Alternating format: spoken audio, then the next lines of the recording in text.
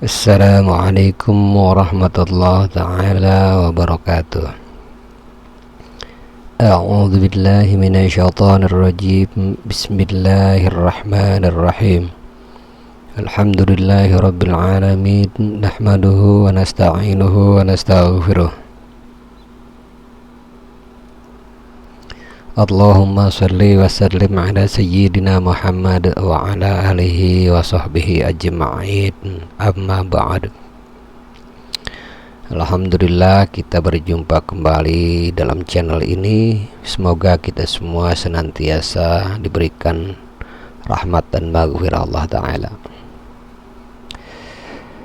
Pada kesempatan kita kali ini, insyaallah akan melanjutkan tentang pemaparan catatan kitab Al-Majmu' karya Imam An-Nawawi rahimahullahu ta'ala, yang merupakan bagian kedua. Dan pada bagian kedua ini kita akan memaparkan tentang pembagian ilmu syar'i. Mudah-mudahan bisa menambah pemahaman baru dalam wawasan kita semua. Terlebih lagi, perspektif tersebut berasal dari seorang ulama karismatik dan seorang imam yang besar di zamannya, serta memiliki banyak sekali pencapaian prestasi dalam akademik keilmuan. Banyak mengarang karya-karya yang fenomenal. Selain itu juga beliau memiliki banyak keahlian, di berbagai disiplin ilmu. Reputasinya sangat terhormat di masanya. Para ulama, kaum cendekia, serta orang-orang besar memberikan penghormatan yang luar biasa kepada beliau.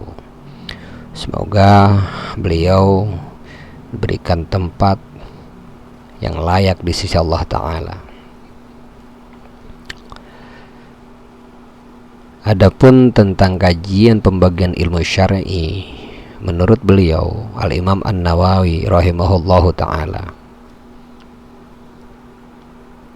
hukum mempelajari ilmu syar'i itu terbagi menjadi 3 bagian.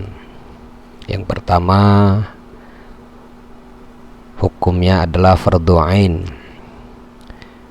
Fardhu ain yaitu mempelajari segala sesuatu yang mendukung terlaksananya kewajiban-kewajiban pribadi mukallaf.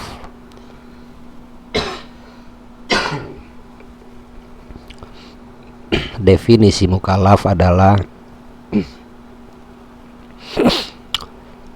seorang muslim yang dibebankan syariat agama, yang terkena beban syariat agama. Kewajiban-kewajiban tersebut meliputi seperti tata cara wudhu, salat, dan lain sebagainya. Inilah penafsiran sekelompok ulama tentang makna hadis yang diriwayatkan dari Musnad Abu Ya'la Al-Mausili dari Anas dari Rasulullah Sallallahu Alaihi Wasallam.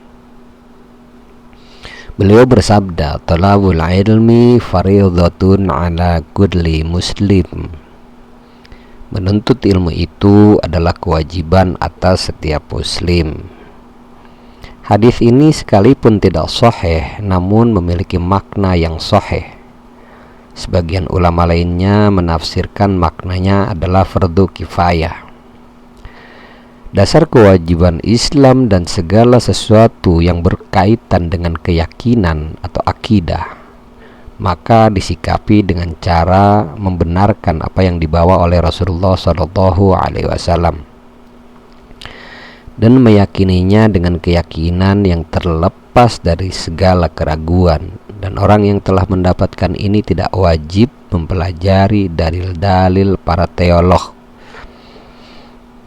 Inilah pendapat yang benar yang diterapkan oleh kaum salaf, ahli fikih dan muhakkik dari kalangan teolog, dari sahabat-sahabat kami serta yang lainnya. Sebab Rasulullah Shallallahu Alaihi Wasallam tidak menuntut apapun dari seseorang selain apa yang telah kami sebutkan. Demikian pula pendapat para khulafaur rasyidin dan sahabat-sahabat lainnya. Lalu kemudian orang-orang sesudah mereka dari generasi pertama, yaitu tabi'in. Bahkan yang tepat, kaum awam, mayoritas pelajar fikih dan ahli fikih boleh tidak memperdalam perincian-perincian teolog yang rumit, karena dikhawatirkan timbulnya kerusakan di dalam akidah mereka sehingga sulit bagi mereka untuk menanggalkannya. Bahkan yang tepat, mereka boleh hanya membatasi diri sikap membenarkan yang kukuh. Kesimpulan ini dinyatakan oleh beberapa kelompok dari sahabat-sahabat kami dan yang lainnya. Asy-Syafi'i sangat mengharamkan menggeluti ilmu teolog. Beliau panjang lebar menyebutkan tentang keharamannya dan mengeraskan sanksi bagi para pelakunya, serta mencela perbuatannya dan menganggap besar dosa padanya. Beliau berkata, lebih baik hamba menemui Allah Ta'ala dengan membawa segenap dosa selain syirik daripada dia menemuinya dengan membawa sesuatu dari teologi. Lafaz-lafaznya yang semakna dengan ini cukup banyak dan populer. Imam Al-Ghazali di akhir usianya menyusun sebuah kitab yang terkenal berjudul Ilzamul Awam an Ilmil Kalam. Di dalam kitab tersebut dia menyebutkan bahwa manusia seluruhnya terhitung awam dalam bidang ini, baik itu dari kalangan ahli fikih maupun yang lainnya, kecuali orang tertentu yang hampir tidak ditentukan satu orang pun di negeri setiap negeri. Wallahu a'lam bissawab. Namun sekiranya seseorang ragu tentang sesuatu dari dasar-dasar akidah yang wajib diyakininya, sementara keraguannya itu tidak akan hilang kecuali dengan mempelajari dalil-dalil para teolog, maka dia wajib mempelajari hal tersebut untuk menghilangkan keraguannya tadi dan mendapatkan pondasi akidah tersebut. Suatu masalah, suatu kasus yang pertama adalah para ulama berbeda pendapat atau khilafiyah tentang ayat dan hadis yang membicarakan tentang sifat Allah Ta'ala. Apakah boleh diperdalam dengan takwil ataukah tidak? Ada yang berpendapat bahwa sifat tersebut ditakwilkan menurut apa yang layak dengannya, dan ini merupakan pendapat yang paling populer dari para teolog Islam. Sementara ulama lain berpendapat tidak boleh ditakwilkan, bahkan tidak boleh membicarakan tentang maknanya. Tapi hal itu disikapi dengan cara menyerahkan pengetahuan tentangnya kepada Allah Ta'ala sambil meyakini kesucian Allah Ta'ala dan ketidakmungkinan sifat-sifat yang baharu darinya. Misalnya, kita percaya bahwa Allah Ta'ala yang Maha Pengasih bersemayam di atas arasy, meskipun kita tidak mengetahui hakikat maknanya serta apa yang dimaksud dengannya. Kita juga meyakini bahwa Allah Ta'ala laisa kamitslihi syai' wa huwas sami'ul basir. Tidak ada sesuatu pun yang serupa dengan Dia, dan Dia Maha mendengar lagi Maha menyayang. Dia Maha mendengar lagi Maha melihat. Asy-Syu'ara 11. Dan bahwa Allah Ta'ala suci dari hulul serta sifat-sifat baharu. Ini adalah metode salaf atau mayoritas ulama. Seseorang tidak dituntut memperdalam hal tersebut jika dia telah meyakini kesucian Allah Ta'ala, maka dia tidak perlu memperdalam hal tersebut dan berpetualang pada sesuatu yang tidak penting, bahkan tidak diperlukan. Jika memang perlu penakwilan untuk menjawab ahli bid'ah dan kelompok lainnya, maka sifat-sifat tersebut boleh ditakwilkan. Inilah penafsiran makna pendapat para ulama tentang masalah ini. Wallahu a'lam bissawab. Kasus yang kedua, seseorang tidak wajib mempelajari tata cara wudhu, tidak wajib mempelajari sholat dan lain sebagainya kecuali sesudah masuk waktu wajibnya. Sekiranya dia menunda sampai masuk waktu dia tidak sempat selesai mempelajarinya, sekalian mengerjakannya pada waktu tersebut, apakah dia wajib mempelajarinya sebelum waktunya? Masalah ini Al-Imam Ghazali ragu.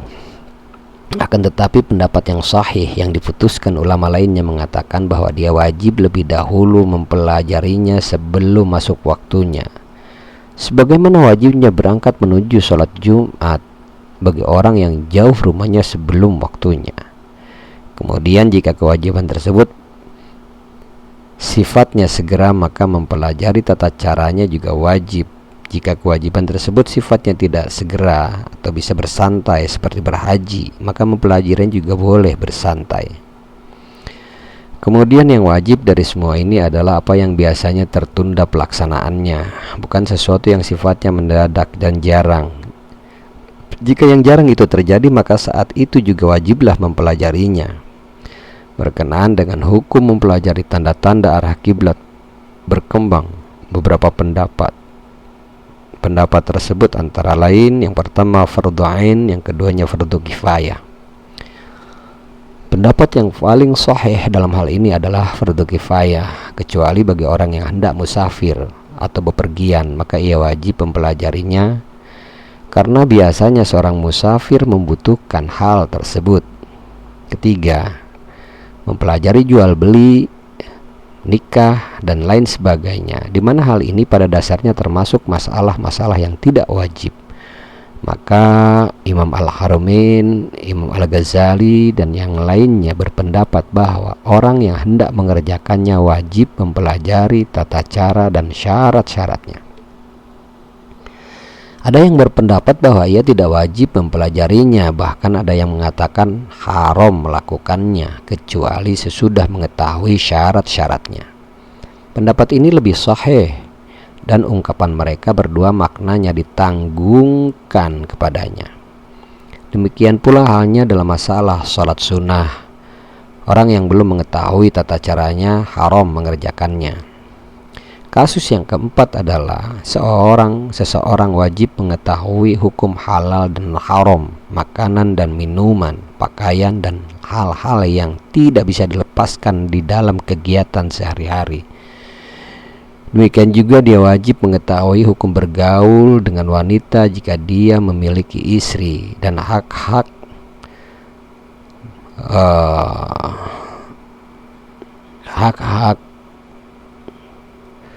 daripada hamba sahayanya jika memang dia memiliki hamba sahaya dan lain sebagainya. Lalu kasus yang kelima adalah Asy-Syafi'i dan sahabatnya berkata, ayah dan ibu, orang tua wajib mengajarkan kepada anak-anak mereka yang masih kecil segala sesuatu yang diwajibkan atas mereka ketika menginjak usia baligh. Oleh karenanya, wali wajib mengajari anak bersuci, mengajari sholat, puasa, dan lain sebagainya. Selain itu, ia berkewajiban memberitahu kepada sang anak hukum daripada berbuat yang nista, semisal berbohong, bergibah, melakukan tindakan-tindakan yang tidak bermoral, dan lain sebagainya. Ia juga berkewajiban memberitahu kepada sang anak bahwa ketika ia telah mencapai usia baligh, maka dia wajib menjalankan kewajiban agama sembari memberitahu kepadanya apa tanda baligh itu. Ada pendapat mengatakan bahwa hukum pengajaran tersebut ini sunnah, tapi yang sahih hukumnya wajib berdasarkan zahir nas. Sebagaimana halnya orang tua atau wali berkewajiban mengurus hartanya, maka ini lebih utama. Yang disunahkan adalah permasalahan yang tidak disebutkan tadi, seperti mengajarkan Al-Quran, fikih, dan sastra. Orang tua juga wajib mengajari anaknya segala sesuatu yang dapat memperbaiki kehidupannya. Dalil wajibnya mengajari anak kecil dan budak dan hamba sahaya adalah firman Allah Ta'ala, ya ayyuhalladzina amanu qu anfusakum wa ahlikum naro. Hai orang-orang yang beriman, peliharalah dirimu dan keluargamu dari api neraka. At-Tahrim ayat 6. Ali bin Abi Thalib, Mujahid, dan Qatadah berkata, maknanya ajarilah mereka segala sesuatu yang dapat menyelamatkan mereka dari neraka. Ini jelas hal ini lebih diperkuat dengan hadis yang disebutkan di dalam Sahih Al-Bukhari dan Sahih Muslim dari Ibnu Umar radhiyallahu taala dari Rasulullah sallallahu alaihi wasallam bersabda, "Kullukum ra'in wa mas'ulun an ra'iyatih." Setiap kamu adalah pemimpin dan akan ditanya tentang orang yang dipimpinnya. Upah pengajaran terkait dengan ilmu jenis pertama diambil dari harta si anak. Jika sang anak tidak memiliki harta, maka upah tersebut diambil dari harta orang yang menanggung nafkahnya. Sedangkan untuk jenis ilmu yang kedua, maka Abu Muhammad Al-Husain bin Mas'ud penulis At-Tahzib menyebutkan dua pendapat. Ulama lain juga menyebutkan keduanya. Pendapat yang paling sahih di antara keduanya adalah pendapat yang mengatakan bahwa upahnya diambil dari harta si anak karena itu merupakan kemaslahatannya. Sementara pendapat kedua mengatakan bahwa upahnya diambil dari harta walinya karena dia belum membutuhkannya. Asy-Syafi'i dan para sahabatnya menetapkan bahwa ibu memiliki andil dalam mengajari anaknya. Karena itu termasuk bagian dari pengasuhan dan pengasuhan itu wajib atasnya. Seperti halnya nafkah. Wallahu a'lam bishawab. Kasus yang keenam atau masalah yang keenam berkenaan dengan ilmu hati, yaitu pengetahuan tentang penyakit-penyakit hati seperti hasad, ujub dan lain sebagainya. Maka Imam Al-Ghazali berkata, mengetahui definisi atau arti atau penyebab obat serta penyembuhannya hukumnya adalah fardhu ain. Sementara ulama lainnya mengatakan jika seorang mukallaf memiliki hati yang tidak dihinggapi penyakit-penyakit yang diharamkan tersebut, maka ia tidak wajib mempelajari cara menyembuhkannya. Namun jika hatinya dihinggapi penyakit-penyakit ini, maka ada pertimbangan jika dia mampu membersihkan hatinya dari penyakit-penyakit tersebut tanpa perlu belajar, maka dia wajib membersihkannya sebagaimana halnya dia wajib meninggalkan perbuatan yang tidak senonoh terhadap wanita dan sebagainya tanpa mempelajari dalil-dalil wajib meninggalkannya. Namun jika dia tidak mampu meninggalkannya kecuali dengan mempelajari ilmu tersebut, maka ia wajib mempelajarinya. Wallahu a'lam bishawab.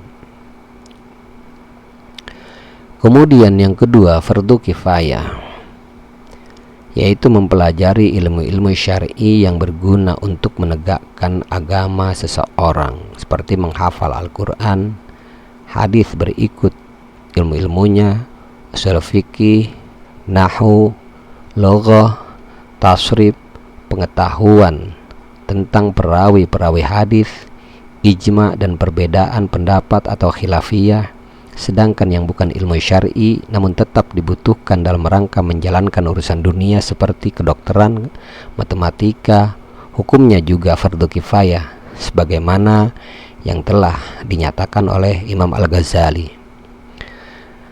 Para ulama berbeda pendapat tentang hukum mempelajari pekerjaan-pekerjaan yang merupakan penyebab terlaksananya kemaslahatan duniawi seperti menjahit, bertani dan lain sebagainya. Mereka juga berpendapat tentang hukum mempelajari dasar mempelajarinya. Imam Al-Haramain dan Imam Al-Ghazali mengatakan hukumnya bukan fardhu kifayah. Sementara Abul Hasan Ali bin Muhammad bin Ali At-Tabari yang dikenal dengan nama Al-Qiyya Al-Harasi, sahabat Imam Al-Haramain, mengatakan bahwa hukumnya fardhu kifayah. Pendapat ini adalah pendapat yang lebih jelas. Sahabat-sahabat kami berkata yang dimaksud dengan fardhu kifayah adalah adanya dari kalangan mukallaf atau sebagian dari umat Islam yang melakukan hal tersebut, sedangkan kewajibannya mencakup seluruh umat Islam. Dan jika hal tersebut telah dilakukan oleh sebagian umat Islam, maka kewajiban gugurlah dosa dari yang lain. Jika ada sekelompok orang melaksanakannya mewakili sebagian yang lain, maka mereka semua sama dalam hukum melakukan fardhu tersebut, baik pahala maupun yang lainnya.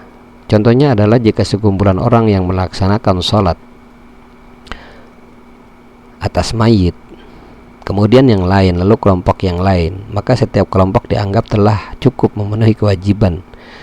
Sekiranya mereka semua sepakat untuk tidak menjalankan kewajiban tersebut, maka semua orang yang tidak punya uzur dari orang yang mengetahui hal tersebut dan mampu melakukannya, dan atau tidak mengetahuinya sementara dia bisa menuntut ilmunya, maka ia berdosa sebab dia dianggap telah lalai. Sedangkan orang yang tidak mampu karena bukan ahlinya atau karena ada uzur, maka tidak berdosa. Sekiranya seseorang menggeluti fikih dan lain sebagainya dan dia terlihat menonjol serta berprestasi di dalam bidang tersebut, maka ada dua pendapat mengenai hukumnya. Hukum tersebut antara lain, yang pertama, dia wajib terus menggelutinya karena sedikit orang yang dapat memiliki kelebihan atau prestasi tersebut. Oleh karena itu orang tersebut tidak selayaknya menyia-nyiakan apa yang telah diraihnya dan apa yang sedang diraihnya. Kemudian yang kedua, dia tidak wajib terus menggelutinya, dan inilah pendapat yang paling sahih. Karena menurut kami status terlanjur masuk tidak berubah yang dimasuki, kecuali jika dalam kasus menjalankan ibadah haji dan umroh. Jika di suatu negeri tidak ada satu orang pun yang bisa berfatwa, maka ada yang berpendapat bahwa haram hukumnya tinggal di sana. Pendapat yang paling sahih adalah pendapat yang menyatakan bahwa tidak haram tinggal di sana jika masih bisa pergi menemui seseorang yang bisa berfatwa. Jika ada orang yang bisa memberikan fatwa di suatu tempat, maka fardu kifayah tersebut gugur sejauh jarak qasar dari setiap arah. Orang yang melaksanakan fardu kifayah itu memiliki kelebihan atas orang yang mengerjakan fardu ain, karena dia menggugurkan dosa umat, dan kami telah menyebutkan pendapat Imam Al-Haramain mengenai masalah ini pada bagian keutamaan bergelut dengan ilmu daripada ibadah sunnah. Yang ketiga adalah sunnah, seperti memperdalam konsep-konsep dalil dan mendalami apa yang lebih dari sekedar fardu kifayah. Atau seperti orang yang awam yang mempelajari ibadah-ibadah sunnah dengan tujuan beramal, tidak seperti tujuan yang ingin dicapai oleh para ulama, yakni membedakan yang fardu dari yang sunnah, karena hal itu hukumnya fardu kifayah bagi mereka. Wallahu a'lam bishawab. Adapun terkait dengan ilmu yang haram, yang makruh dan mubah untuk dipelajari, kami telah menyebutkan pembagian ilmu syar'i. Selain itu ada ilmu yang haram atau makruh atau mubah dipelajari.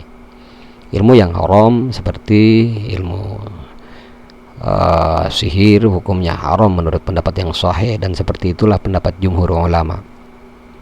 Mengenai ilmu-ilmu yang diharamkan ini terdapat perbedaan pendapat yang kami sebutkan dalam bab jinayat atau bab pidana, di mana penulis As-Sayrazi telah menyebutkan jenis-jenisnya seperti ilmu filsafat, ilmu perdukunan, astronomi, ilmu-ilmu alam, dan semua jenis ilmu yang dapat menimbulkan keraguan, namun tingkat keharamannya berbeda-beda. Ada yang ilmu makruh seperti halnya syair-syair para penyair yang berisi rayuan dan hal yang tak berguna. Ada juga ilmu yang mubah seperti halnya syair-syair para penyair yang tidak berisi omong kosong, tidak berisi hal yang dimakruhkan, tidak berisi hal-hal yang mendorong kepada kejahatan, dan tidak berisi hal-hal yang menghalangi daripada kebaikan. Tetapi syair-syair tetap yang berisi hal-hal yang mendorong kepada kebaikan atau menimbulkan kebaikan. Lalu kemudian terkait dengan hukum mengajari ilmu dan memberikan fatwa. Mengajari para penuntut ilmu dan berfatwa kepada orang-orang yang meminta fatwa hukumnya fardu kifayah. Jika hanya ada satu orang yang mampu melakukan hal itu, maka dia wajib melakukannya. Jika ada sekumpulan orang yang mampu melakukan hal itu, lalu hal tersebut dituntut dari salah satu di antara mereka, namun dia tidak mau, apakah dia berdosa? Mereka menyebutkan dua pandangan pada orang yang berfatwa. Yang zahir adalah memberlakukan kedua hal tersebut kepada pengajar, dan yang kedua sama seperti dua pandangan pada kasus keengganan salah seorang dari saksi-saksi pendapat yang paling sahih adalah dia tidak berdosa. Bagi pengajar dianjurkan untuk bersikap lemah lembut kepada murid dan bersikap baik terhadapnya semampunya. At-Tirmidzi meriwayatkan dengan sanadnya dari Abu Harun Al-Abdi, dia berkata, kami pernah mendatangi Abu Sa'id Al-Khudri radhiyallahu ta'ala anhu. Lalu dia berkata, selamat datang wasiat Rasulullah Shallallahu Alaihi Wasallam. Sesungguhnya Rasulullah Shallallahu Alaihi Wasallam telah bersabda, Inan nas lakum caba'u wa inna rijala ya'tunakum aqtaril aradin yatafaqahuna fid din fa idza ataukum fastausu bihim khaira. Manusia akan mengikuti kalian dan orang-orang akan mendatangi kalian dari berbagai penjuru bumi untuk memperdalam agama. Jika mereka mendatangi kalian, maka berpesan baiklah kepada mereka. Demikian adalah penjelasan tentang pembagian ilmu syar'i. Semoga pemaparan ini bisa menambah pengetahuan kita semua. Jika ada kata-kata saya yang salah, mohon maaf, itu mutlak atas dasar kebodohan saya. Dan jika ada kalimat atau ungkapan atau perkataan yang benar, hal itu semata-mata dari Allah Ta'ala dan anugerah buat kita semua terkait dengan kebaikan. Kurang dan lebihnya mohon maaf. Insya Allah kita akan berjumpa kembali pada pembahasan tentang etika pengajar. Wabillahi taufiq wal hidayah. Wassalamualaikum warahmatullahi ta'ala wabarakatuh.